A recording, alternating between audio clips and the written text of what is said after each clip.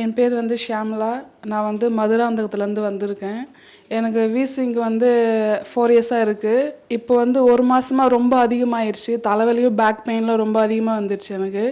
பக்கத்தில் இருக்க ஹாஸ்பிட்டலில் போயிட்டு பார்த்தோம். சைனஸும் இருக்குதுன்னு சொல்லிட்டு சொன்னாங்க. தலைகாணி வச்சு கூட படுக்க முடியாது. நைட்டில் தான் ரொம்ப அதிகமாக இருக்கும். பகல்லாம் நல்லாயிருக்கும். நைட்டில் மட்டும் என்னால் தூங்கவே முடியாது. ரொம்ப கஷ்டமாக இருக்கும். பக்கத்தில் இருக்க ஹாஸ்பிட்டல்லாம் போய் பார்த்தேன். 4 இயர்ஸாக இப்போ பார்த்தேன். கொஞ்ச நாள் நல்லாயிருக்கும். அதுக்கப்புறம் எப்போதும் போலுமே அந்த மாதிரி எடுத்துக்கும்.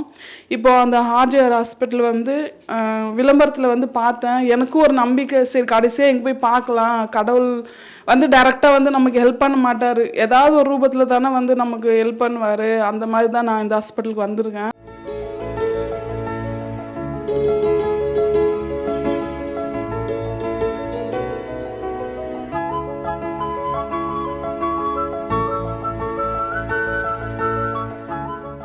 ஒரு மனுஷனுக்கு அத்தியாவசிய தேவையே வந்து நிம்மதியான தூக்கமும் சாப்பாடு தான்.